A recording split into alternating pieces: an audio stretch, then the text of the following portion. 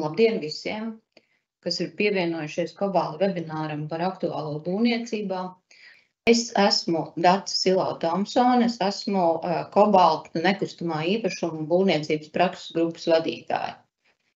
Un kā mēs rakstījām savā ielūgumā uz šo webināru, tātad šodien mēs gribētu parunāt ar jums par 3 tēmām, ar kurām mēs šogad esam saskārušies, kas ir izrādījušās aktuālas virknē mūsu klientu un kas, mūsuprāt, varētu būt interesantas arī jums, šī webināra dalībniekiem. Mēs esam šīs tēmas sarindojuši tādā, varētu teikt, kronoloģiskā būvniecības procesa norises secībā. Mēs sāksim ar būvprojektiem un autortiesībām, par kurām runāšu es pati. Tālāk mans kolēģis Toms Dreika turpinās runāt par 3. personām kā būvniecības ierosinātājiem. Un noslēgsim mēs ar aizraujošu tēmu par garantiju izmantošanas praksi, par ko stāstīs mūsu kolēģis Sergejs Rudāns. Pirms mēs pievēršamies mūsu programmas jautājumiem, es gribu tikai atgādināt, ka mēs esam priecīgi sagaidīt jūsu jautājumus. Tātad tos jūs varat iesniegt šai webinārā Q&A sekcijā. Un mēs mēģināsim webināra beigās atbildēt vismaz uz daļu no tiem. Vēl, es teikšu, ka būs pieejams arī šī webināra ieraksts vēlāk, un mēs arī izsūtīsim jūsu informācijai šos prezentācijas slaidus. Mēģināšu pāriet tālāk uz mūsu programmas pirmo punktu, proti jautājumu par būvprojektiem un autortiesībām. Tātad vispirms, autortiesības, kāpēc mēs gribam par to vispār runāt, jo varētu šķist, ka, protams, autortiesības ir tās nenozīmīgs blakus aspekts būvniecībā. Mēs parasti koncentrējamies uz būvniecības fizisko pusi, proti šīs ēkas celšanu. Bet tad, kad mēs domājam par projektēšanu, protams, slēdzot projektēšanas līgumus, mēs visu pirms šais līgumos paredzam tādas lietas kā izstrādājumu projektēšanas apjomu, termiņus un samaksu. Un, diemžēl, tas, ko mēs vērojam, ir situācija, kur šīs autortiesības un autortiesību jautājumi paliek kaut kur fonā un aizmirstās. Un faktiski ik gadus mēs redzam vismaz vairākas lietas, ar kurām mums nākas nodarboties, kad saduras pasūtītāju un projektētāju intereses tieši šai autortiesību aspektā. Un tāpēc sākot no viena gala un īsi atgādinot jums par to, kas tad vispār ir šīs autortiesības un kas ir autortiesību objekti, mēs redzam slaidā šeit autortiesību objektu definīciju un redzam, ka tā ir ļoti plaša. Tātad tanī ietilpst jebkādas skices, meti, projekti, risinājumi, arhitektūras darinājumi, tā skaitā dārzu un parku projekti un risinājumi. Un beigu galā arī, protams, pilnīgi vai daļēji uzceltas būves un realizētie pilsētu būvniecības vai ainavu objekti. Tālāk runājot tātad par to, no kā tad īsti sastāv šīs autortiesības un kas viņās ietilpst, vispirms ir būtiski uzsvērt to pašu pamatu, proti, ka autortiesības sastāv no 2 veidiem. Ir mantiskās autortiesības, proti tās tiesības, kuras projekta autors var atsevināt vai atļaut kādai 3. personai izmantot, pamatojoties uz licenci vai licences līgumu, un ir tāda lieta kā personiskās autortiesības. Un šeit svarīgi zināt un uzsvērt, ka šīs personiskās autortiesības ir neatsavināmas tiesības. Proti, likums aizliedz noslēgt līgumus, kuru rezultātā tātad šīs neatsavināmās tiesības pāriet kādai 3. personai. Un, ja jūs noslēdzat šādu līgumu, tad attiecīgi šī te līguma noteikuma par personisko autortiesību atsevināšanu nebūs spēkā.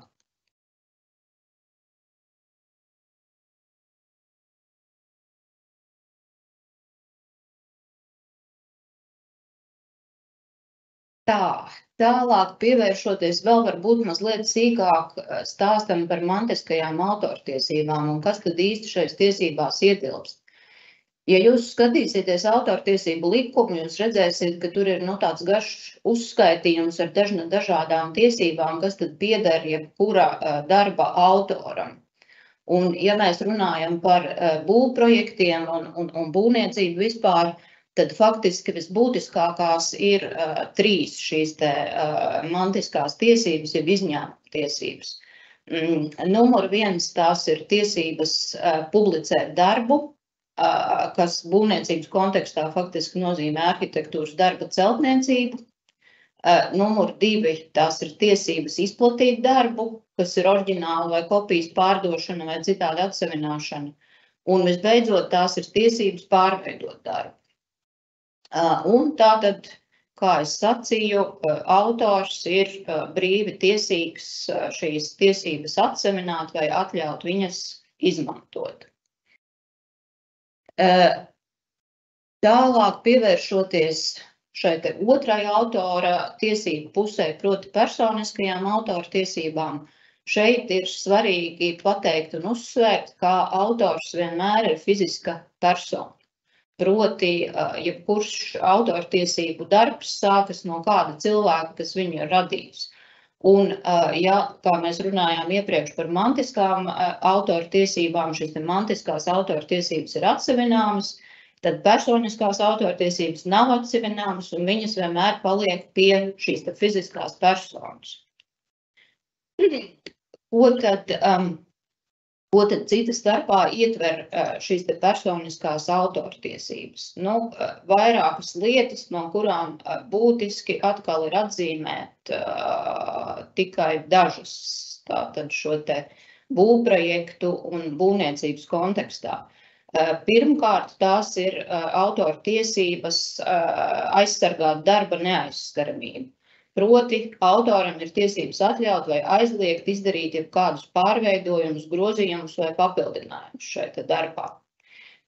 Tāpat autoram ir tiesības uz darba atsaukšanu, kas pēc būtības ir tiesības prasīt, lai šī darba izmantošana tiktu pārtraukta.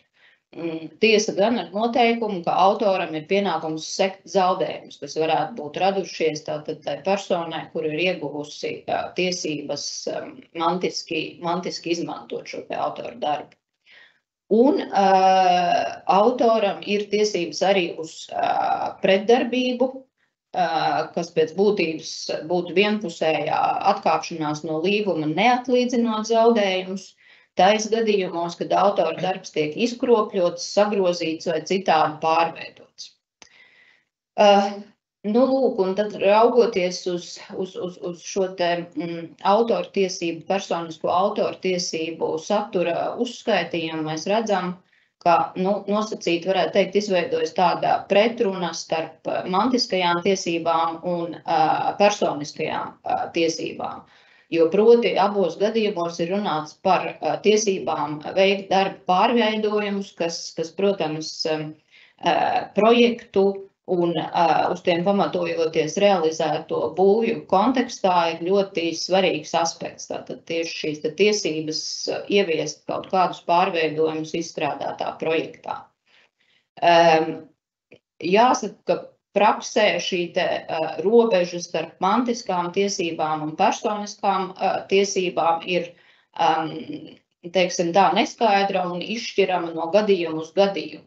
Iegādājoties mantiskās autora tiesības, jūs tātad iegūstat kaut kādu noteiktu tiesību apjomu veikt pārveidojumus projektā, tāpat laikā šie autori fiziskās personas joprojām saglabā šīs tiesības aizstāvēt darba neaizskaramību un varētu teikt tā, ka tajā brīdī, kad darbs tiek izmainīts un grozīts jau tādā pakāpē, ka autors var uzskatīt, ka darbs tiek izkropļots, sagrozīts un tam līdzīgi, tātad autors var mēģināt realizēt šīs savas personiskās autortiesības.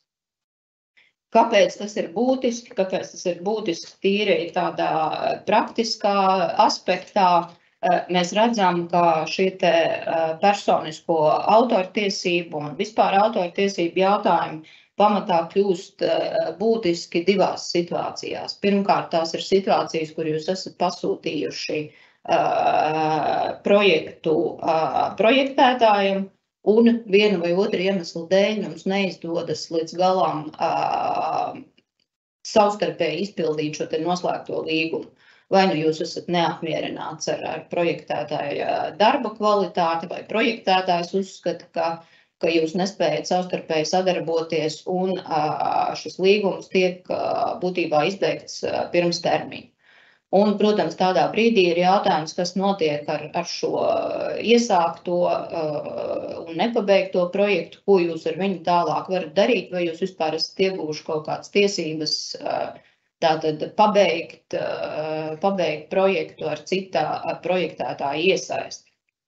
Un otra situācija, kad tas kļūst tieši praktiski aktuāli, kas varbūt ir retāk sastopama, ir tās situācijas, kur, mēs varētu teikt, no pasūtītāja viedokļa mēs sastopamies ar kaut kādu autora ego, kur autors uzskata, ka kāds grozījums vai pārveidojums viņa projektā, varētu teikt, tā apkauno autora labo vārdu un reputāciju. Un es domāju, ka mēs zinām diezgan daudz tādas situācijas, kur projektētāji iebilst kādām izmaiņām, ko pasūtītājs varbūt gribētu izdarīt objekta fasādē, iebilst par kaut kādām izmaiņām, ko pasūtītājs vēlas izdarīt tāpēc, lai optimizētu kaut kādas izmaksas un tam līdzīgi.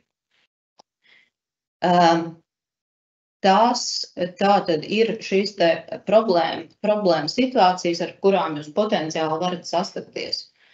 Un varbūt palūkojoties uz dažiem konkrētiem piemēriem par to, ko tad paredz dažādi konkrēti dokumenti dažādās situācijās. Vispirms metu konkursu nolikumi. Jāsaka, ka tur tā situācija ir samērā vienkārši, jo parasti, ko paredz šo konkursu nolikumu noteikumi, tas irmiņi paredz, ka godalgoto vietu ieguvēji bez atlīdzības nodod pasūtītājiem visas autora mantiskās tiesības. Un savukārt autora personiskās tiesības tiek saglabātas saskaņā ar autortiesību likumu. Mēs esam redzējuši arī tādus konkursu nolikumus, kā šeit otrais uz slaida citētais, kur pilnīgi noteikti un skaidri no mantisko autoru tiesību tvēruma ir izslēgts šīs tiesības pārveidot darbu. Proti, jūs saņemat šo metu, un principā tas ir tas, neko citu jūs ar viņu īsti nevarat darīt bez autora iesaistes. Un atkal tās problēma situācijas, kuras mēs varbūt šādos gadījumos redzam, ir tās, ka pēc šāda konkursa, tad, kad ir izvēlēts šis godalgotais darbs un ir izvēlēts risinājums, kas jums liekas interesants un kur jūs vēlaties īstenot, viena vai otra iemesla dēļ neizdodas vienoties ar šo metu autoriem par to, ka viņi turpinās projektēšanu.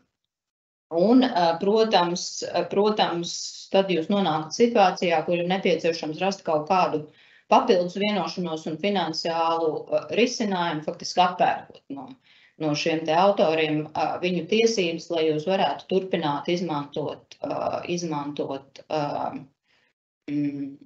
izstrādāto metu, kas iespējams ir uzvarējis konkursā un ir labākais un gandrīz vienīgais iespējamais konkrētā situācijā. palūkojoties uz projektēšanas līguma noteikumiem, jāsaka, ka tur mēs arī redzam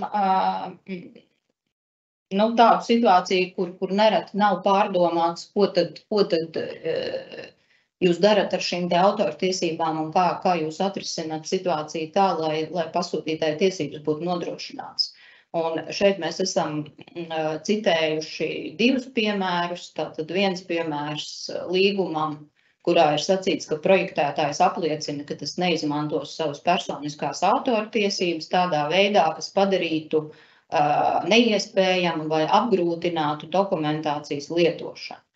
Un šeit interesanti ir tas, ka līgums ir noslēgts ar juridisku personu, un parasti un visbiežāk jau līguma puses ir juridiskas personas, un līdz ar to, teiksim, tāds apliecinājums, ka projektētājs neizmantos savas personiskās autortiesības pēc būtības nenozīmē neko, jo šim te projektētājam nevar būt nekādu personisko autortiesību. Tātad personiskas autortiesības var būt tikai fiziskām personām.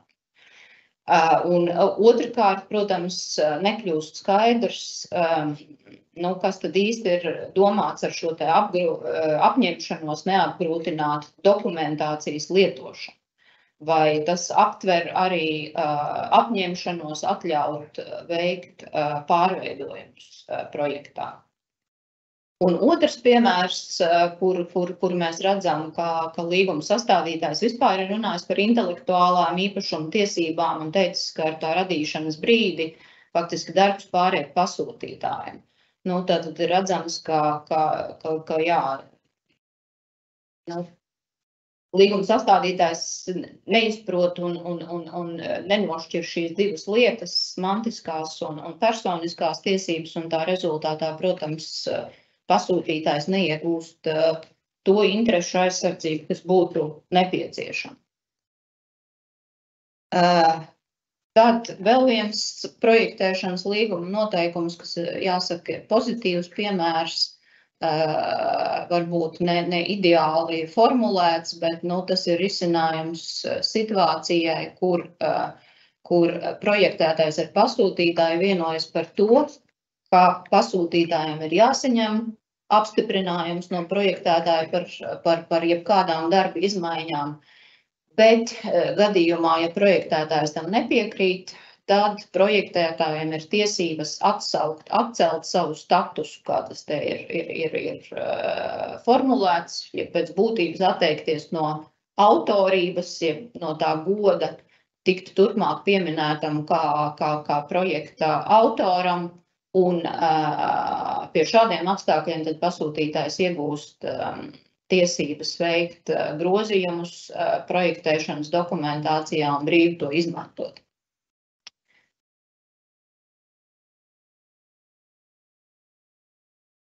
Tik tālu par to, kas ir bijis aktuāls līdz šim. Tad pavisam īsi par 2 autortiesību jaunumiem, kas mūs ir pārsteiguši šī gada aprīlī, pieņemot grozījumus autortiesību likumā, un kas ir, kā lai to saka, mulsinoši un izaicinoši projektēšanas kontekstā. Tātad pirmkārt ir ieviesta likumā jauns jēdziens, jauna definīcija, taisnīga atlīdzība, un likums šobrīd prasa autoram samaksāt taisnīgu atlīdzību, kas atbilst atsavināmo tiesību ekonomiskajai vērtībai. Gadījumā, ja starp autoru un tiesību pārņēmēju rodas strīds par to, vai šī noteiktā atlīdzība ir taisnīga, autors ir tiesīgs prasīt tiesību pārņēmējiem grozīt līgumu un noteikt šādu taisnīgu atlīdzību un izmaksāt jebkādu atlīdzības starpību. Ja šī vienošanās starp abām 2 pusēm neizdodas, tad autors ir tiesīgs griezties tiesā un prasīt taisnīgas atlīdzības noteikšanu. Un, lai ļautu autoram pilnvērtīgi īstenot šīs tiesības uz taisnīgo atlīdzību, pasūtītājiem ir pienākums vismaz reizi gadā sniegt autoram aktuālu un visaptverošu informāciju par tiesību izmantošanu, gūtajiem ieņēmumiem un atlīdzību, kas pienāks autoram. Šeit jāsaka, ka, paldies Dievam, likums mums tomēr dod iespēju abām divām pusēm līgumā vienoties par šīs informācijas sniegšanas veidu un formu atbilstoši katras nozares specifiskajiem apstākļiem. Un šī jauninājuma kontekstā ir svarīgi teikt, ka tas, diemžēl, ir vēl viens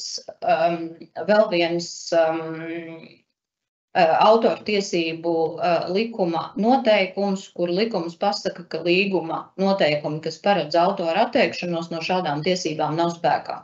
Tātad jūs nevarēsiet pielīgt to, ka autors nekad neizmantos tiesības nākt pie jums un mēģināt prasīt taisnīgu atlīdzību un sacīt, ka tas, ko viņš līdz šim ir saņēmis, ir nepietiekams. Un otrs vēl tikpat nepatīkams jauninājums ir autora tiesības uz vienpusēju atkāpšanos no līguma. Proti, ja 2 gadu laikā darbs nav uzsākts izmantot, tad autoram ir tiesības vienpusēji atkāpties no līguma. Un arī šis likuma noteikums ir tāds, kuru nav iespējams grozīt ar līguma noteikumiem, un vienīgais izņēmums ir tā situācija, kad to atļauj kolektīvā vienošanās nozares ietvaros. Proti, ja pieņemsim arhitektu savienību vienotos, ka ir pieņemami atņemt, teiksim tā, autoriem šīs tiesības, tad jūs varētu to paredzēt savos līgumos. Tik tālu par to, kur mēs esam, tad varbūt par to, kādi tad ir tie mūsu īsie ieteikumi projektēšanas līgumos šī visa minētā kontekstā, kas tad būtu tas minimums, ko jums vajadzētu ietvert savos līgumos. Pirmkārt, protams, pārliecinieties, ka saskaņā ar līgumu pasūtītājiem ir atsevinātas visas mantiskās autortiesības, un tieši atsevinātas, nevis nodotas, lai nerastos diskusijas par to, vai tā ir vienkārši licence, vai tomēr tas ir atsevinājums. Pārliecinieties arī par to, vai šīs mantiskās autortiesības pēc veida, teritorijas un laika tvēruma ir atsevināts pietiekamā apjomā. Tātad, vai jūs to varēsiet izmantot neierobežot ilgu laiku, vai jūs to varēsiet izmantot tikai Latvijā, vai varbūt arī Lietuvā, ja, piemēram, jūs esat pasūtījuši kaut kādus, tipveida ēkas projektu, ko jūs varētu vēlēties replicēt kaut kur. Kas attiecas uz personiskām autoru tiesībām, tur mūsu ieteikumi ir 2. Tātad pirmkārt ietvert līgumā pilnvarojumu pasūtītājiem izmantot šīs autoru personiskās tiesības, kas jums noderēs tiem gadījumiem, ja gadījumā ir nepieciešams apkarot kādas trešās personas negodprātīgu rīcību, mēģinot izmantot kaut ko, uz ko jums ir mantiskās tiesības. Un otrkārt, ietveriet līgumos nepārprotamu autoru atteikšanos izmantot šīs personiskās autortiesības. Tātad atsevināt jums šīs personiskās autortiesības viņi nevar, bet viņi var atteikties izmantot autortiesības. Un, protams, pārliecinieties, ka tas cilvēks vai cilvēki, kas paraksta šo līgumu, ir patiesi tiesīgi rīkoties autoru vārdā, ka tas nav projektēšanas birojs, kuram nav nekādu tiesību rīkoties ar fiziskās personas personiskajām autortiesībām. Kā parasti līgumos būtu jāietver līguma sodi un apņemšanās sekt zaudējumus, ja tiek pārkāpti šie noteikumi. Un, protams, iepriekš minētā kontekstā noteikumi līguma pirmstermiņa izbeigšanas gadījumiem. Tātad, kas notiek, ja jums ir jāšķirās priekšlaicīgi, un lai jūs varat būt pārliecināti par to, ka jūs iegūstat kā minimums to, par ko jūs esat samaksājuši, un varat tālāk ar to rīkoties.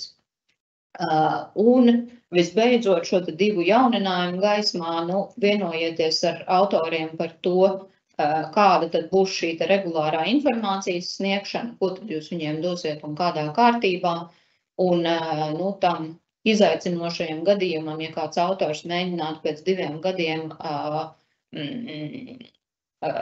tātad atcelt šo te autoru tiesību atsavinājumu, kādu kompensāciju autoram būtu jums jāmaksā. Un skaidrs, ka tam būtu jābūt kaut kam ļoti bargam, lai motivētu autorus kaut ko šādu nedarīt. Tik tālu par autortiesību jautājumiem, un tagad es došu vārdu manam kolēģim Tomam Dreikam, kurš runās par trešo personu kā būvniecības ierosinātāju. Labdien klātesošiem, Toms Dreika, Cobalt jurists, un šajā sadaļā īsi apskatīsim jautājumu par trešo personu kā būvniecības ierosinātāju. Proti, tas ir gadījumiem, kuros būvniecību ierosina persona, kas nav nekustamā īpašuma īpašnieks. Temata ietvaros 3 pamata jautājumi. Pirmais ir regulējums, kas nosaka, kādas personas var ierosināt būvdarbus nekustamā īpašumā. Būvniecības ierosinātāja status nozīme, kā arī aplūkosim atsevišķus gadījumus, kuros ir būtiski pievērst uzmanību tām, kura persona ir bijusi būvniecības ierosinātājs konkrētai būvniecības iecerei. Jautājumā par regulējumu ir 30. augustā ir stājušies spēkā grozījumi vispārīgos būvnoteikumos, kas papildina vispārīgo būvnoteikumu 3. punktu ar jauniem gadījumiem, kuros persona var ierosināt būvdarbus. 3. punktā vispārīgos būvnoteikumos pamatā ir 3 kategorijas ar personām, kas var ierosināt būvniecību. Pirmā ir vispārīgā, ka tas ir zemes vai būvs īpašnieks, tiesiskais valdītājs, ja tāda nav, vai lietotājs, kuram ir līguma noteikts tiesības būvēt. Otrajā ir pašvaldība specifiskos gadījumos, kas var ierosināt būvdarbus, un 3. kategorija ir energoapgādes komersants un elektronisko sakaru komersanti. 3. kategorijā gan ir tā ir vairāk norāde vispārīga uz speciālo jomu regulējumiem, jo arī ūdens saimniecības likumā ir ļoti līdzīgs regulējums tiesībām izmantot jebkuru zemi centralizēto ūdens sistēmu būvniecībai. Tad ar grozījumiem, kas stājās spēkā 30. augustā, ir 2 papildinājumi. Un vispārīgais gadījums ir papildināts ar to, ka arī servitūta izlietotājs var būt būvniecības ierosinātājs, kā arī ir specifiski ceļu zemes nodalījuma joslā. Būvniecību var ierosināt, ja būvēji kādai ir nepieciešams inženierbūvs, kas ir tātad, ja nekustamais īpašums un būvēji ir eksploatācijai nepieciešama. Viens ir piekļūt, tie ir pieslēguma ceļi, otrs ir pieslēgties centralizētiem inženiertīkliem, tad ceļu zemes nodalījuma joslā to var veikt attiecīgās būves arī īpašnieks, tiesiskais valdītājs, lietotājs un arī servitūta izlietotājs šeit ir norādīts. Grozījuma anotācijā ir skaidrots problēmas, kādēļ šādi papildinājumi bija nepieciešami. Attiecībā uz servitūtiem tā doma ir tāda, ka līdzinājais regulējums aptvēra tikai tādus servitūtus, kas ir nodibināti uz līguma pamata. Un ka tad esot veidojies neloģisks koncepts, kurā, ja servitūts ir nodibināts, piemēram, uz likuma pamata, tad šāda servitūta izlietotājs nav tiesīgs ierosināt būvdarbus pats un būt būvniecības ierosinātājs. Attiecībā uz ceļu zemes nodalījumu joslām anotācija skaidro, ka esot izveidojusies laika gaitā dažādi piemērošanas praksi, un atsevišķos gadījumos netiek atzītas nekustamā īpašuma īpašnieka tiesības izbūvēt pieslēgumu ielai ārpus zemes gabala robežām, vai patstāvīgi arī ierosināt būvdarbus, lai veidotu pieslēgumus centralizētiem inženiertīkliem. Un tad ir veidojies stāvoklis, ka ir jāslēdz līguma ar pašvaldību, attiecīgi par katru ieceri, un tad pēc būtības viena būvniecības iecere ir jāsadala vairākās būvniecības iecerēs, kas, protams, ir administratīvais sloks. Kas ir zīmīgi, anotācijā ir arī skaidrot izcelsme regulējumam, kas nosaka, ka lietotājs, kuram ir līgumi, ir noteikts tiesības būvēt, arī var būt būvniecības ierosinātājs. Un anotācija skaidro, ka šīs normas izcelsme nāk jau no 95. gada būvniecības likuma, kas noteica, ka zemes gabalu apbūvēt var viens pašsaprotam ir īpašnieks, un otrs ir cita persona, kas ir noslēgusi līgumu ar zemes gabalu īpašnieku. Šeit ir tieši par personām, kurām ar līgumu ir noteiktas tiesības būvēt, ir pastāv dažādas interpretācijas praksē, reizēm sašaurinot, ka lietotājs, kuram ir līguma noteiktas tiesības būvēt, būtu attiecināms tikai uz nomas līgumiem, uz kuru pamats tika veidots brīvprātīgs dalītais īpašums, kāds varēja slēgt līdz 2015. gadam. Un tad šajā anotācija skaidro gan servitūtu kontekstā, gan arī šo vispārīgo būvniecības ierosināšanas tiesību kontekstā, ka līgums vispārīgo būvnoteikumu izpratnē nav sašaurināts tulkojums, un tas ir visplašākajā izpratnē gadījumi, kuros zemes īpašnieks ir jebkādā līgumā piešķīris citai personai tiesības ierosināt būvdarbus. Pārējiem pie jautājuma par būvniecības ierosinātāja statusu nozīmi. Būvniecības ierosinātāja status var apskatīt no divām perspektīvām. Civillikuma izpratnē tā ir persona, kas ir cēlusi būvi, un civillikums paredz virkni gadījumu, kuros persona var celt būvis. Tā, protams, ir apbūves tiesības šobrīd, ir servitūti dažādi, uz kuru pamata persona var celt būvis, kā arī ir vispārīgi norāda civillikuma 969. pantā, kas saka, ja būvju cēlējs atrodas ar īpašnieku kaut kādā tiesiskā attiecībā, tad viņu attiecībām piemēro konkrētās tiesiskās attiecības noteikums. Tātad, no civillikuma perspektīvas, būvniecības ierosinātājs ir persona, kas būvis ceļ, un tie pamati, lai būvis celtu, var būt diezgan plaši. Savukārt no būvniecības regulējuma izpratnes būvniecības ierosinātājs ir pasūtītājs būvniecībā, kuram attiecīgi ir tiesības un pienākumi, kas viņam izriet no šī statusa. Būvniecības ierosinātājs status nenosaka īpašumtiesības uz uzceltajām būvēm. Tās izriet no likuma, kur, protams, pamatu bāze ir civillikuma 968. pants, kas saka, ka viss, kas ir uz zemes uzcelts, ir šīs zemes neatdalāma daļa. Tomēr praksē pastāv interpretācijas, ka būvniecības ierosinātājs ir automātiski uzcelto būvju īpašnieks un ka šie ir nesaraujami saistīti jēdzieni. Tam ir vēsturiskas saknes, kas ir saistītas ar okupācijas laikā veikto būvniecību, jo akts par būvis nodošanu eksploatācijā, kas ir adresēts attiecīgi personai, kas būvis ir cēlusi, bija pamats, un ir pamats vēl joprojām, lai izveidotu dalīto īpašumu būvniecībai, kas ir veikta pirms civillikuma darbības atjaunošanas. Un tātad, ja personai ir saglabājies šis akts par nodošanu eksploatācijā, par būvniecību, kas ir veikta okupācijas laikā, tad uz tā pamata būvi izveidoja kā nekustamo īpašumu objektu un arī atzina personai īpašumtiesības. Protams, tā kā dalītā īpašuma izplatība Latvijā ir bijusi ļoti plaša, tad šīs prakses ietvaros ir izveidojis priekšstats, ka būvniecības ierosinātājs ir automātiski īpašnieks. Tomēr pēc civillikuma darbības atjaunošanas veiktā būvniecībā akts par būvju nodošanu eksploatācijā nav pamats īpašumtiesību atzīšanai uz uzceltajiem objektiem. Šajā aspektā var aplūkot arī tiesu praksi. Ir 2014. gada augstākās tiesas viens lēmums, kur bija gadījums, kur persona uz nomas pamata bija uzcēlusi būvi, un zemesgrāmata atteicās šo būvi ierakstīt zemesgrāmatā kā patstāvīgu īpašumtiesību objektu un nomniekam nostiprināt īpašumtiesības šo būvi. Zemesgrāmatu tiesneša apsvērumi bija tādi, ka nomas līgums paredzēja tiesības būvēt, bet neparedzēja tiesības būvēt būvis kā patstāvīgus īpašumtiesību objektus, un tie ir divi dažādi līguma veidi, no kuriem tikai tas, kurā ir tiesības celt būvis kā patstāvīgus īpašumu objektus, var būt pamats, lai izveidotu no zemes nodalītu nekustamo īpašumu. Un šo konceptu arī augstākā tiesa atzina par pareizu, un no tā tad izriet arī secinājums, ka arī laikā, kad tika veidota brīvprātīgi dalīta īpašuma uz nomas līguma pamata, pastāvēja iespēja būvis celt arī uz vienkāršu nomas līguma pamata, neiegūstot īpašumtiesības uz tām, un tad attiecīgi ļaujot pusēm savas intereses attiecībā uz ieguldījumiem zemes gabalā risināt pēc savas vienošanās.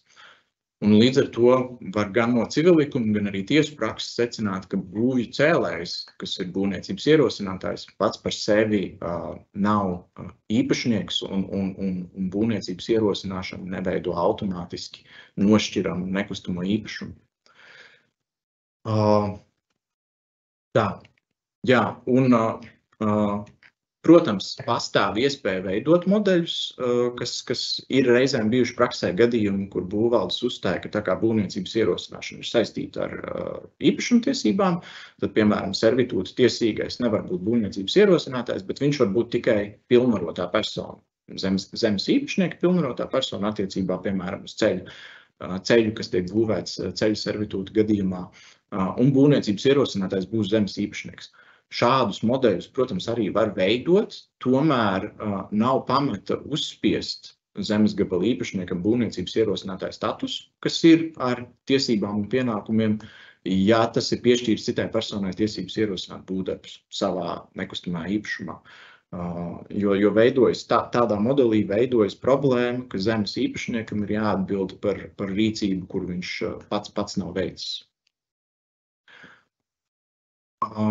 Noslēgumā pievēršamies gadījumiem, kuros ir jāpievērš uzmanība, kura persona ir būvniecības ierosinātājs. Ir tīpaši attiecībā uz gadījumiem, kur būvniecība ierosina personu, kas nav zemes īpašnieks konkrētās.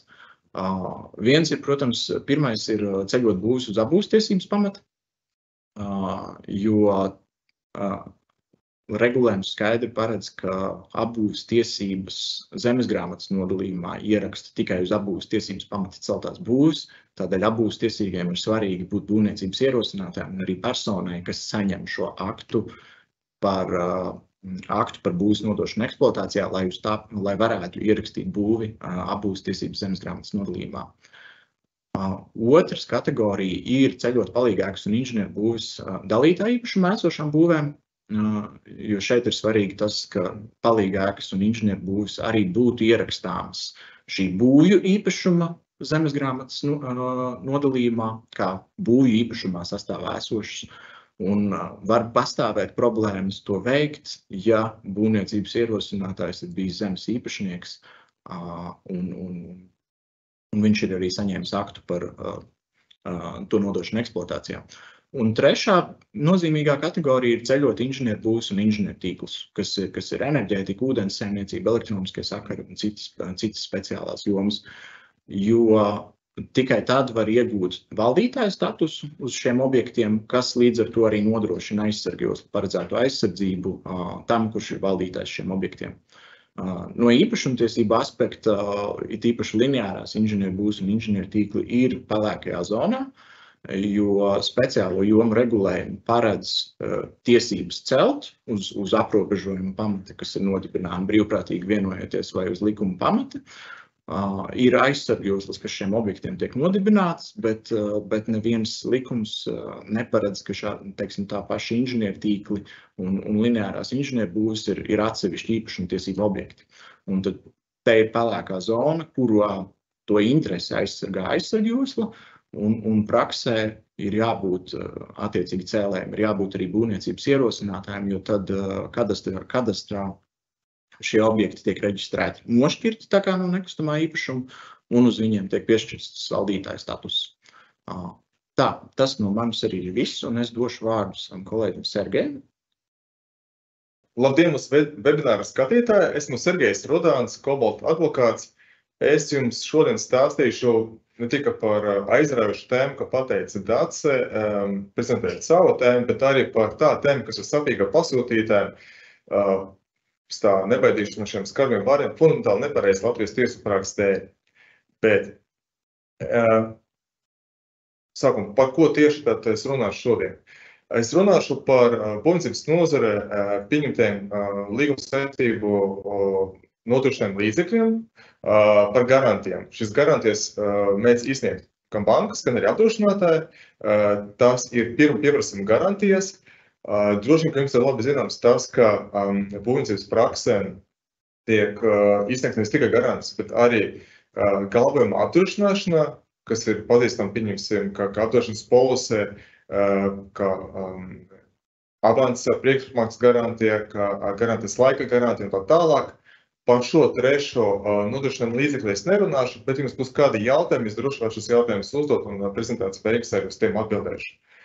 Kaut arī mūsu šī webināra temats ir fokusēts uz būvniecību, es tomēr aicinātu jūs mazliet plašāk paskatīties uz manu prezentāciju, jo manas atziņas attiecībā uz bankas garantijām faktiski ir universāls un attiec uz jebkādiem darījumiem, kur izpilde tiek nodrošināta ar bankas garantiju. Tā kā, kad es runāšu par būvnieku, jūs varat iedomāties jebkuru personu, pēc kuras pieprasījuma banka ir izsniegusi garantiju. Sakārt, kad es runāšu par pasūtītāju, jūs varat saprast jebkādu personu, kas šīs garantijas pamata vēršas pie bankas ar lūgumu izmaksāt naudu. Tā, es sākšu ar bankas garantiju un arī sākšu ar tas būtību, jo tomēr tas ir vajadzīgs, jo, kā rada mūsu pieredze un arī tiesu praksi, tad pilnīga izpratne par bankas garantiju nav tikai uzņēmējiem, bet arī juristiem, tā skaitā arī Latvijas tiesnešiem. Vislabāk ir saprast, kas ir bankas garantija, ja to salīdzināt ar galvojumu. Un tad galvojums nozīmē to, ka kāda persona atbild par svešu parādu, bet to ir visvieglāk iedomāties tādā veidā, mēs runājam par būvniecības līgumu, kā galvenieks, viņš tā tēlēni izsakoties, viņš pievienojas būvniecības līgumam un pārņem visas būvnieka maksājuma saistības. Tas nozīmē to, ka pasūtītais nevar prasīt no galvenieka būvdarbu veikšanu vai līguma tā faktisku izpildi, bet viņš gan varēs pieprasīt no galvenieka, lai viņš veiktu kāds maksājums, kas saskaņā ar līgumu ir jāveic pašam būvniekam. No tā iziet tas, ka galveniekam ir tiesības izvirzīt tāds pašas ierunas pret pasūtītāju prasījumu, ka pašam būvniekam. Proti, ja būvnieks var aizsargāt pasūtītājiem uz to, ka patiesībā viņam nav pienākums maksāt līgumsodu par nokavējumu, jo darbu izpildes kavējums ir radies sakarā ar pēkšņi pasūtītājiem papildu darbiem vai projektētāja pieļauts kļūdas dēļ vai trešā persona rīcības rezultāta, tad arī galveniekam ir tādas pašas tiesības, viņš arī var atteikties samaksāt, pieprasīt naudu, pamatojoties uz šiem pašiem apstākļiem. Turpretī bankas garantija fundamentāli atšķirās no galvojuma tāda viedokļā, ka bankas garantija ir neatkarīga no jebkādiem līgumiskam attiecībām, kas pastāv no vienas puses starp būvnieku un pasūtītāju, un no otras puses starp banku un būvnieku. Šī atziņa no vienas puses var likties tāda nedaudz mulsinoša un pārsteidzoša, tāpēc, ka mēs visi ļoti labi saprotam to, ka gan būvnieks, gan pasūtītājs, gan arī banka apzinās, kāpēc tiek izsniegta bankas garantija. Ka bankas garantija tiek izsniegta, lai nodrošinātu konkrētu būvniecības līguma izpildi. Kā arī paša bankas garantija bieži vien tiek iekļauta konkrēta atsauce uz būvniecības līgumu. Tā kā it kā visi saprot, par kādā pamatdarījuma izpildes nodrošināšanu ir runa. Bet tā paša laikā tiek uzskatīts, ka tā ir visu pušu gribā, ja viņas izvēlas nevis galvojumu, bet bankas garantija ir tā, ka pilnībā atraut juridiski garantiju no tiem līgumiem, kas ir šīs garantijas izsniegšanas pamata, proti būvniecības līguma un līguma, kas pastāv starp būvnieku un banku. Ko tas nozīmē praksē? Tas faktiskās sekas izpaužas tādā veidā, ka, ja būvniecības līgums ir spēkā neesošs, vai vēlāk tajā līguma tika veikti kaut kādi grozījumi, vai pat pasūtītājiem patiesībā nav tiesības prasīt naudas samaksu no būvnieka, tāpat banka ir pienākums izmaksāt, pieprasīt naudas summu pasūtītājiem, un banka nevar atsaukties uz to, ka zināt kā, bet no saskaņā ar būvniecības līgumu šādas tiesības nav. Līdzīga atziņa ir attiecama arī uz līgumus ar banku un būvnieku, proti, ka banka atšķirība no apdrošinātāja, kas tieši ieraksta apdrošināšanas polisi, ka polises stājas spēkā tikai tāda, tika samaksāta apdrošināšanas prēmija. Tātad banka, izsniedzot garantiju, nav tiesīgi izvirzīt nosacījumu par to, ka zināt, ka mums būvnieks nav samaksājis komisijas maksu, vai ka patiesībā mēs esam izsnieguši garantiju ar kādu plašāku saturu, nekā mums bija atrunāts ar būvnieku, zimušas lielu risku. Nē, to visu vairs darīt banka nevar. Un līdz ar to, ja tāda lieta, ka tā bankas garantija rada tādu, ka abstraktu bankas saistību izmaksāt naudu pēc pasūtītāja pieprasījuma. Līdz ar to mēs nonākam pie tāda loģiska turpinājuma par to, kādas gadījumus tad banka tomēr ir tiesīga atteikt garantijas naudas izmaksu. Un nav pārsteigums tas, ka faktiski atbilde ir sekoša, ka banka ir šādas tiesības tikai tad, ja netika ievērotas formālas prasības.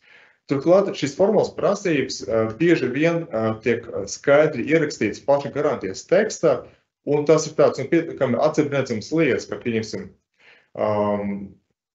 pasūtītājam ir jānodod savu pieprasījumu garantijas numurs. Bet es gribu pievērsties dažiem tādām formālām prasībām, kuras nav tik acīmredzamas un kuri ir noteikti nianses.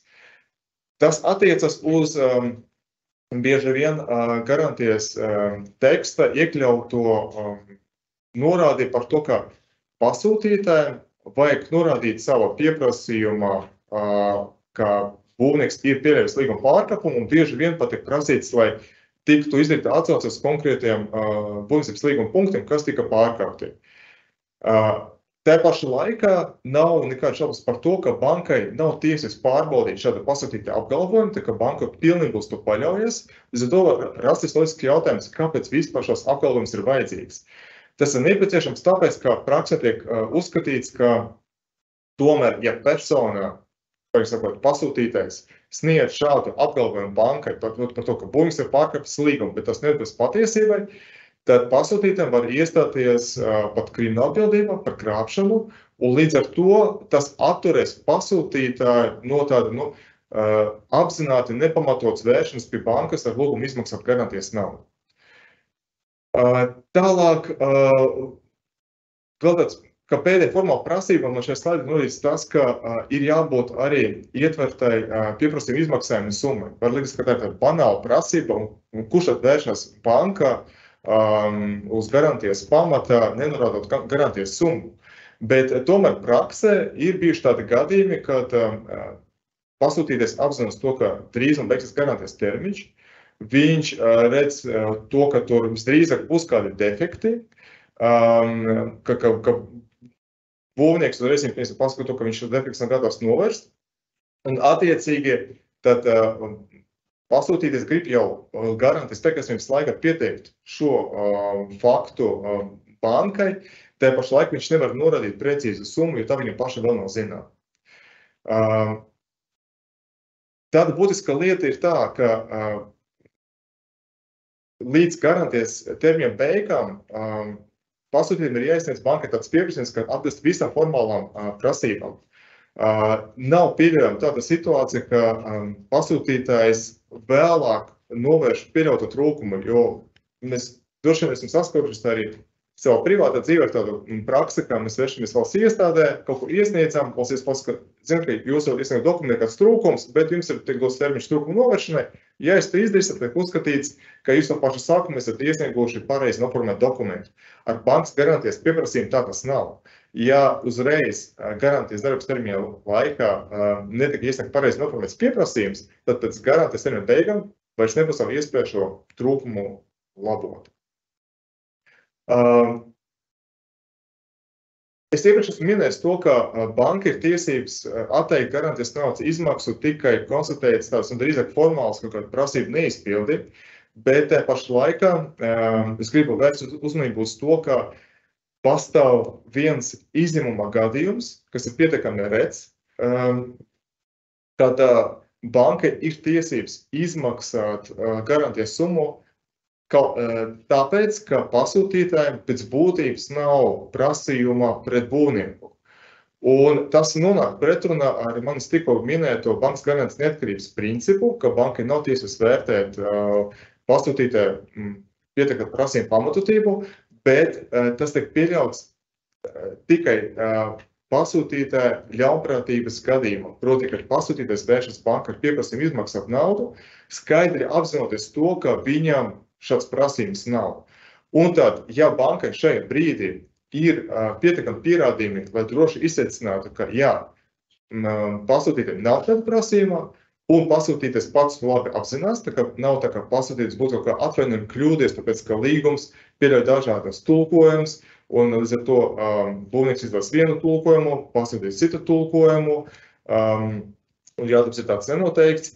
Tad nē, ja banka var šos divus nosacījumus skaidri konstatēt, tad bankai ir jāatsaka garantijas naudas izmaksas. Es gribu vēlreiz uzsvērt to, ka tas ir izņēmums, un ļoti labi par šo izņēmumu raksturu liecina tas vārds, ko lieto angliski runājušās valsts, ka viņi runā nevis par bankas garantijas ļaunprātīgu izmantošanu, bet par krāpšanu. Un tas tiešām atbilst tas ir ļoti tuvu krimināla likuma paredzētam noziedzīgam nodarījumam krāpšanu. Ja? Tā kā tas prasa nodomu, tas prasa skaidru, pasūtīt apzināšanos par to, ka viņam nav tiesas vērsties bankā. Es gribu tagad apskatīties uz gadījumus, ka tomēr pasūtītājiem ir būvniekam ir tiesības vērsties tiesā ar pieteikumu par pagaidu aizsardzības piemērošanu. Ieraugot šī slaida nosaukumus, ir rasties jautājums, kāpēc es gribu stāstīt kaut ko par ārvalstu tiesu praksi, jo beigas nav kāds akadēmisks seminārs, bet šeit ir kāds webinārs, kas ir domāts uzņēmējiem. Tas ir vajadzīgs tāpēc, ka Latvijas tiesu prakse šobrīd, diemžēl, ir fundamentāli nepareiza, un, lai to skaidri ilustrētu, būtu labi, ka paraugu izmantot ārvalstu tiesu praksi, un arī tas dotu kādu papildu ticami mani vārdi, tas ne tikai mans privāts viedoklis, bet tā ir, esmu apskatījies, Lielbritānijas, Francijas, Austrijas, Šveices, Vācijas tiesu prakse, un man ir droši pārliecība par to, ka tā ir tāda prakse, kas ir raksturīga jebkurai attīstītai pasaules valsts vai pat lielākai pasaules valstu daļai. Tātad, ja parasti, kad būvnieks vēršas tiesā ar lūgumu nodrošināt prasību, tad būvniekam pietiek pierādīt to, ka viņa iebildumi pret pasūtītāja izrādīto prasījumu nav acīmredzami nepamatoti. Ka proti, ka tiesa pirmšķietami izvērto pasūtītāja prasījumu pamatotību. Tad vārds pirmšķietami nozīmē to, ka tiesa, tā ir ļoti ierobežots laiks, faktiski viena diena lēmuma pieņemšanai, un tiesa vārdas tikai no būvnieka iesniegtiem dokumentiem, tiesa izsaka sajūtu līmeni pieņem lēmumu par to, vai pastāv vai nepastāv pamats piemērot pagaidu aizsardzību. Un ja tiesa tāda sajūtu līmenī, tad iegūstot pārliecību par to, ka neizskatās, ka būvniekam būtu netaisnība, drīzāk izskatās otrādi, ka tiesa tad pārsti noslēdzas apmierināt būvnieka iesniegtu pieteikumu. Ar gadījumu, kad pastāv strīds par bankas garantijas izmantošanu un būvnieks ar pagaidu aizsardzības palīdzību grib novērst to, tad ar to vien nepietiek. Tad būvniekam nepietiek ar to vien, ka pārliecināt tiesu, lai tiesa nerast kaut kāds tāds, nerast šaubas par to, ka būvniekam ir taisnība, bet būvniekam ir jārāda tiesai absolūti skaidrs priekšstats par to, ka viņam ir taisnība un ka pasūtītais rīkojas ļaunprātīgi, proti pieprasa garantijas naudas izmaksu, kaut arī pasūtītājs ir apzinās to, ka viņam šādas tiesības nav. Lai būtu vieglāk saprast manis iepriekš teikto, es gribu īsumā tā arī apskatīt tāds zīmīgākos ārvalstu tiesu prakses piemērus, ka, piemēram, viena tāda liela gadījuma grupa ir tad, kad garantija ir izmantot pretī tās mērķim. Un šeit mērķis ir norādīts paša garantija, nevis kaut kāds, kas iziet no citiem dokumentiem vai līgumiem. Ārvalstu tiesam nāca risināt tāds jautājums, kad garantijas laika garantija tiek izmantota tādu defektu novēršanai, kas ir radušies vēl pirms ēkas nodošanas eksploatācijas. Tas nozīmē, ka vēl pirms tā brīža, kad saskaņā ar likumu un līgumu būvniekam rodas garantijas laika garantija.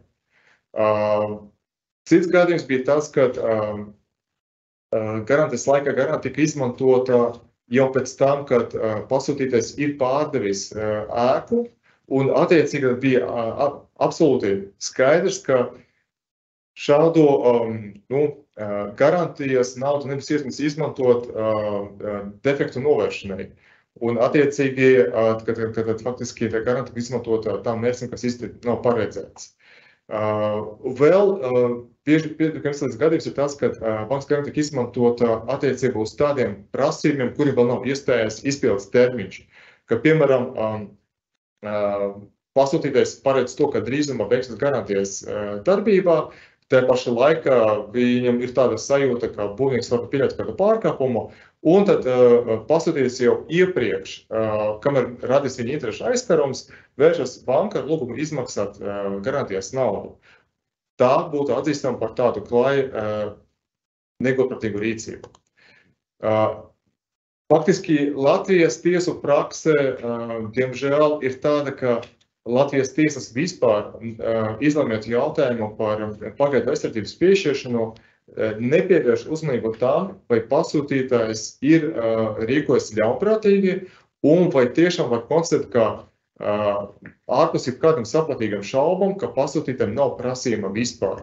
Tā vieta Latvijas tiesās izlemjot būvnieku pieteikumus par pagaidu aizsardzību, ļoti skrupulozi bieži vien iedziļinās nevis faktiskais apstākļos, piekrīt būvnieka izsaktiem apgalvojumiem par to, ka būvniekam neko nevar pārmest, ka kaut kāds prasītāja apgalvotais pārkāpums radies tāpēc, ka projektētas pieļauj kļūdu būvprojektā, vai tā kāpēc, ka pats pasūtītājs kaut ko nav izdarījis un tā tālāk. Tas viss ir fundamentāli nepareizi. Bet man ir labas ziņas, ka šī gada septembrī tika pieņemts augstskaties spriedums. Tas ir pirmais spriedums, kura augstskata tiesa vērtē tieši jautājumu par bankas garantijas izmantošanu, pirmā pieprasījuma garantijas izmantošanu, ka vismaz apdrošinātais, bet tas būtu attiecības arī uz bankas garantiju. Un tad tiesa atzina to, ka tas ir kā pašpēc sapratāmas lietas, ka tiesā nedrīkst vērtēt pasūtītājiem to pieprasījumu pēc būtības, ka tiesai pietiek pārbaudīt tikai to, vai pasūtītājs ir formāli izpildījis garantijas nosacījums, protams, garantijas pieprasījumu noteiktā laikā un kārtībā. Bet neskatoties uz to, ka tas ir tāds it kā pašpēc sapratāmas lietas, tā kā šobrīd tas atzīst ir izteiktas augstskata tiesas spriedumā, šobrīd juristiem ir tāds alternatīvs avots, uz kuru var atsaukties, lai pamatotu pasūtītājiem savus pieteikumus par piemērotu pagaidu aizsardzības atcelšanu, pasakot to, ka, ja augstskata tiesa atzina, ka izšķirot strīdu pēc būtības, tiesai nav tiesības vērtēt to, vai pasūtītājs ir pamatot vai nepamatoti vēršas pie bankas ar pieprasījumu izmaksāt naudu, tad vēl jau mazāk tiesai būtu jādarbojas ar šādu jautājumu izskatīšanu tajā stadijā, kad tiek izlēmts būvnieka pieteikumus par pagaidu aizsardzību. Līdz ar to esmu tā piesardzīgi optimiski noskaņots, ka Latvijas tiesas varētu mainīt savu praksi. Tad es gribu īstenībā parunāt par apdrošinātāju pirmo pieprasījumu garantiju. Pēc būtības šīs nodrošinājuma līdzeklis ir tas pats, ka bankas izsniegta pirmo pieprasījumu garantiju. Tas nozīmē to, ka arī apdrošinātājiem, tāpat kā bankai, ir jāizmaksā pieprasīt naudas summa pēc pirmā pieprasījuma un neizvirzāt nekāds papildu nosacījums. Bet praksē problēmas rodas tajā apstākļī, ka apdrošinātāji ietver šādu pirmo pieprasījuma garantiju dokumentu pakete, kas sastāv no apdrošināšanas polises, no apdrošināšanas noteikumiem un arī tāds pirmo pieprasījuma garantija veidot pielikumu pie šīs apdrošināšanas polises. Un šeit es gribētu uzsvērt to, ka faktiski šī apdrošināšanas polise būtu atzīstama par apdrošinātāju galvojumu. Un, kā es iepriekš esmu pateicis to, starp galvojumu un pirmo pieprasījumu garantiju pastāv fundamentāla atšķirība. Un līdz ar to šī absolūti pretrunīgi nodrošinājuma līdzekļi pirmo pieprasījumu garantija un galvojums tiek salikti vienā dokumentu kopojumā, un neizbēgami no tā izriet pretrunas. Un tas pretrunas vienkārši var ilustrēt šāda veida, kā pieņemsim apdrošināšanas noteikums bieži vien tiek izslēgts apdrošinātāja pienākums atlīdzināt līgumsodu. Turpretī saskaņā ar pieprasījumu garantiju tad garantijas izdevējiem nav tiesības tur vērtēt pēc būtības, kas ir par prasību, ko piesaka pasūtījums, tie ir zaudējumi, tā ir kaut kāda samaksāta avansa atgriešanā, vai tas ir līgumsots, ir jāsamaksā kurā gadījumā. Arī apdrošināšanas noteikumi nosaka virkni izņēmuma gadījumu, kad apdrošinātājiem nav pienākums izmaksāt naudu, kad pieņemsim būvniecības līguma tika veikta grozījumi bez saskaņošanas ar apdrošinātāju, ka pasūtītājs nav iesniedzis pieteikumu 10 darba dienu laikā. Tas viss nonāk krasni pretrunā ar pirmā pieprasījuma garantijas būtību. Vēl lielākas problēmas izriet no tā, ka tās pretrunas veidojas ne tikai starp apdrošināšanas policiju un pirmā pieprasījuma garantiju, bet arī starp pirmā pieprasījuma garantiju un apdrošināšanas līguma likumu, saskaņā ar kuru apdrošinātājiem nav tiesības pieņemt lēmumu par apdrošināšanas atlīdzības izmaksu, nepārliecinos par apdrošināta riska iestāšanas un zaudējumu apmēru. Un mums bija gadījumi, kad apdrošinātāji, atsaucoties uz šādām pretrunām, mēģināja atteikt apdrošināšanas summas izmaksu. Bet tas ir fundamentāli nepareizi, un arī manas šajā slaidē ir atsauce uz apgabalu tiesas atziņu, kas tika izteikta manas iepriekš minēta augstu tiesas sprieduma, par to, ka faktiski šāda rīcība nav pieļaujama. Bet drošības pēc mēs iesakām savam klientam tomēr izslēgt tāds īpaši bīstamākos apdrošināšanas polises noteikumus no piemērošanas. Un tas parasti ir iespējams, un arī pirmam pieprasījuma garantijā tiek norādīts tas, ka tādi apdrošināšanas noteikuma punkti nedarbojas šajā gadījumā. Un tagad pēdējais slaids ir par to, ko tad darīt pasūtītājiem, ja viņš ir saskaries ar to, ka apdrošinātais ir nepamatot atteicies izmaksāt garantijas naudu. Pēc mūsu pieredzes ir tieši apdrošinātāji, kas parasti rīkojas šāda veidā, tāpēc, ka, kas pateic apdrošinātājiem, ir labs arī veids, kā tu pamatot atsaucoties uz pretrunām, kas pastāv starp apdrošināšanas polisi no vienas puses un pirmā pieprasījuma garantija no otras puses. Un turklāt arī no apdrošinātājiem nedaudz savādāka mentalitāte nekā bankam. Apdrošinātāji pierādījuši vērtēt apdrošināšanas gadījumus un patsīgi pieņemt lēmumu par to, pienākas vai nepienākas naudas izmaksa pasūtītājiem. Līdz ar to arī ar šādu mentalitāti arī apdrošinātāji bieži pieiet arī pirmā pieprasījuma garantijām. Mūsu praksa liecina par to, ka neefektīvie aizsardzības līdzekļi ir tādi, ka vērstas ar sūdzību Latvijas banka. Kāpēc šeit es minu Latvijas banku? Tas ir tāpēc, ka šī institūcija uzrauga Latvijas apdrošināšanas sabiedrības. Mēs esam redzējuši ļoti daudz gadījumu, kad šāds sūdzība bija iesniegts, bet, diemžēl, tas nekādu rezultātu nav devis. Tikpat bezjēdzīgi ir vērstas pie ģenerālprokurora lūgumu iesniegt protestu par tiesas lēmumu par piemērota aizlieguma atcelšanu, bet tas, ko mēs iesakām, ir, protams, pats pirmais ir vērstas tiesa ar pieteikumu par pagaidu aizsardzības atcelšanu. Bet pārējie divie līdzekļi ir tādi, nav gluži triviāli, bet darbojas arī praksē, ka tiesas piemērotas aizliegums parasti ir noformulēts tāda veida, ka aizliegt pasūtītājiem pieprasīt un saņemt garantijas naudu. Tas nozīmē to, ka šis aizliegums neaizliedz apdrošinātājiem pieņemt pēc būtības jautājumu lēmumu par to, ka pasūtītājiem pienākas atlīdzība. Vienkārši apdrošinātājs nebūs tiesīgs izpildīt savu pieņemto lēmumu un izmaksāt naudu. Un tāpēc šādu strīdu gadījumus vienmēr vajag pastāvēt uz tā, lai apdrošinātājs šo lēmumu pieņemtu. Jo apdrošinātājiem nav nekādu juridisku šķēršļu, lai to neizdarītu. Un, ja jums lēmēs un apdrošinātājs pieņem pasūtītājiem labvēlīgu lēmumu, tad to var izmantot kā ļoti labu argumentu, lai panāktu tiesas piemērotā aizlieguma atcelšanu. Pēdējais līdzeklis, ko mēs iesakām izmantot, tajā gadījumā, ja apdrošinātājā akcionārs ir ārvalsts juridiskā persona, tipši šī juridiskā persona ir atrodas Rietuma Eiropā, Vācija vai Francija un tā tālāk, ir vērstas pie šī akcionāra, tāpēc, ka tie akcionāri, viņi ļoti labi saprot, ka šāds atteikums ir redzami nepamatots, ka tas grauj apdrošināšanas reputāciju un ka droši vien, ka tiesa atcels šādu piemērotu pagaidu aizsardzību, un tāpēc akcionārs dot rīkojumu Latvijas apdrošināšanas sabiedrībai izmaksāt šo naudas summu. Paldies par uzmanību, un tagad mēs startu pāriet pie atbildes sniegšanas uz jūsu jautājumiem.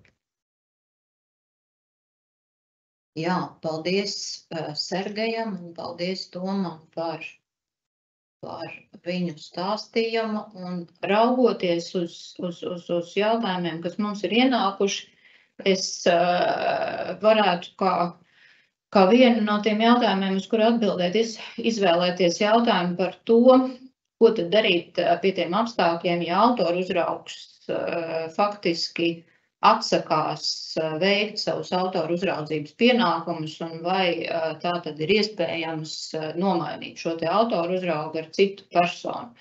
Tātad, numur 1, protams, būvniecības procesā mums ir tiesības mainīt būvniecības procesa dalībniekus, un tā nav lieta, kas būtu problemātiska no būvniecības regulējuma viedokļa.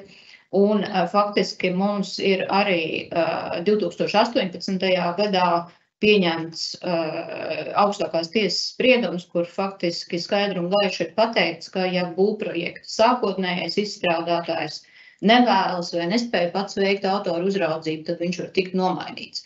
Te gan, protams, jāsaka, ka tas nekādā veidā neietekmē tās tiesības, kas tātad autoram pieder un to apjomu, ko jūs esat vai neesat ieguvuši sākotnēji, slēdzot šo te vienošanos ar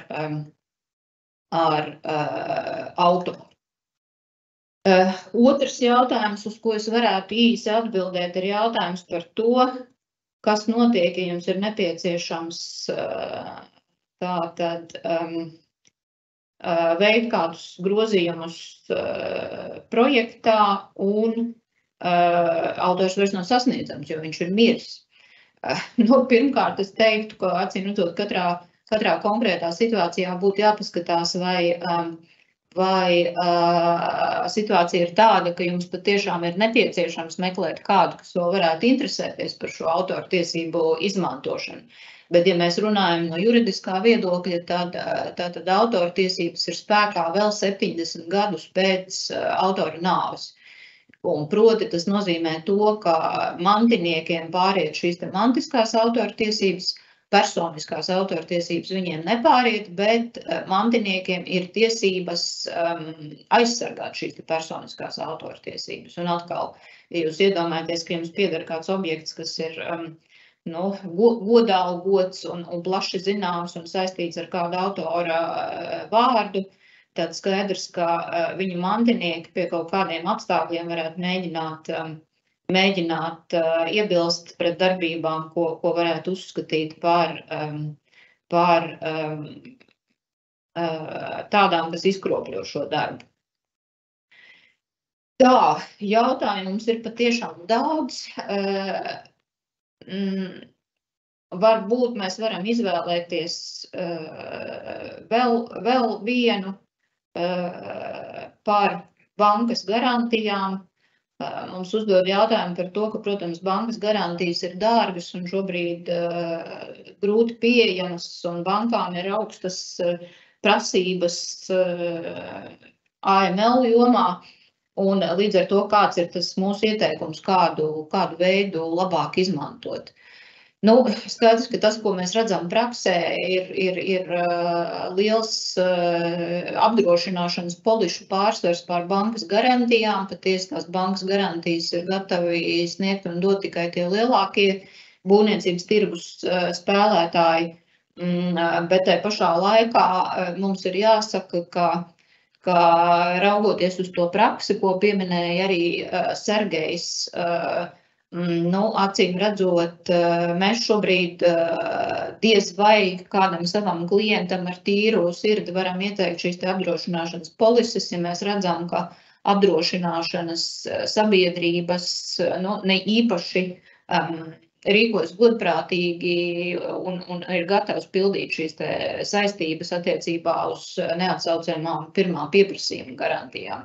Es tad teiktu, ka ieturējuma nauda šī brīdī ir labāka, jo tā ir nauda rokā pret to, ka jūs varat sastapties ar situāciju, kur jums netiek izmaksāt jums pienākošās summas saskaņā ar šo te apdrošināšanas polisi.